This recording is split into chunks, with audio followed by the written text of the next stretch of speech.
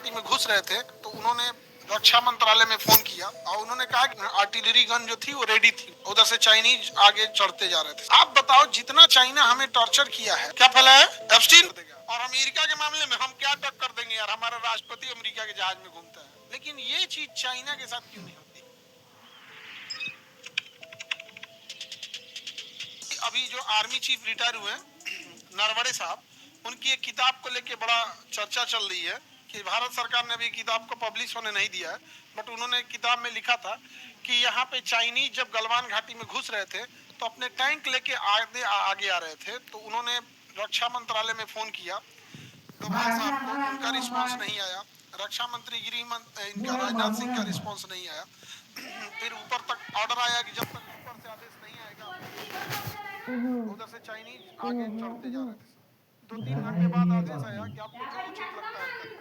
तो नरवणे साहब ने लिखा है हम कोई सलाह थोड़े मांगने गए थे आपसे कि जो आपको उचित लग रहा है करिए, आप आदेश दीजिए मारना है कि नहीं मारना है।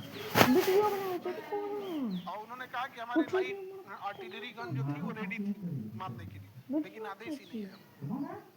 हम लोग, आप यकीन मानिए, भारत में चाइना जितना बिजनेस करता है 100 देश उतना बिजनेस नहीं कर पाता है। चाइना हमारी मजबूरी बन चुका है। और चाइना क्या है, अगर ये इतना ही सामान पाकिस्तान देता ना तो हम कब का पाकिस्तान का बाइकआउट कर देते। समझाएंगे कि नहीं क्या? अगर कोई चीज पाकिस्तान की 100 रुपए की है और वही चीज भारत से 500 की है तो वो आदमी कहेगा हम भारत वाला 500 वाला खरीदेंगे, लेकिन चाइना पाकिस्तान का 100 रुपया में नहीं। लेकिन ये चीज चाइना के साथ क्यों नहीं? हम देशभक्ति सामने वाले देश देख के दिखाते हैं।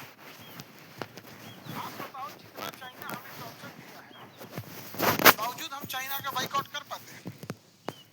कुछ नहीं कर पाते। और हम बार बार ये कहते हैं कि हमारे यहाँ के जितने अमीर हैं ये अमीर नहीं है, ये रिसर्च करके अमीर नहीं बने, ये ठेकेदार हैं सब। ये रिसर्च करके अमीर नहीं बने हैं। अब जैसे रिलायंस है, अब इंडिया में कोई प्लास्टिक नहीं बना सकता है उसके सिवा। ये तो यार, ये तो जबरदस्ती वाली चीज है। जो प्लास्टिक बनते हैं ना, प्लास्टिक का ग्रेनुअल बनता है। जैसे आप चने की दाल देखें ना, एक्चुअल में प्लास्टिक वैसे होता है चने की दाल जैसा।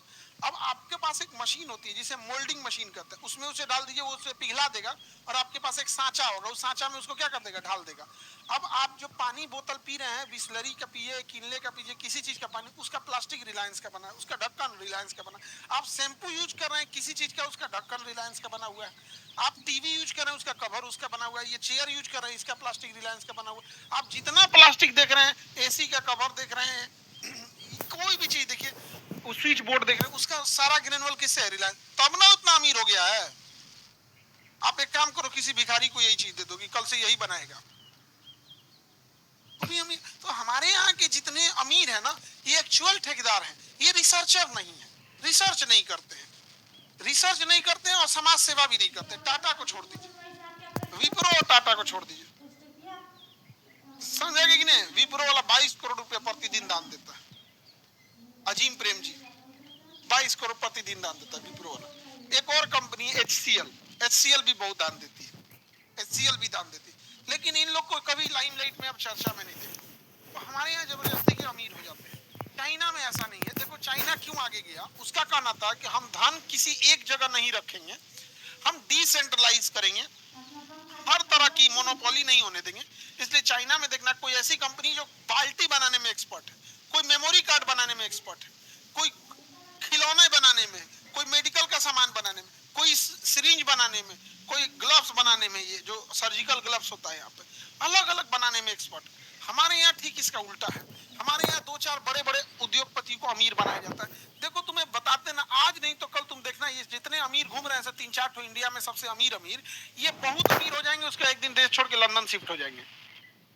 बात किसी के अमीर होने, डिसेंट्रलाइज करना है। 140 करोड़ लोग हैं, हमें सबकी सिक्योरिटी का ध्यान रखना है। इसलिए हर चीज सबके पास होनी चाहिए। मेडिकल इनके पास, इंफ्रा इनके पास, बिजली इनके पास, तो रेलवे इनके पास, एयरपोर्ट, ऐसे एक ही के पास सब होगा और देश छोड़ के भाग जाएगा।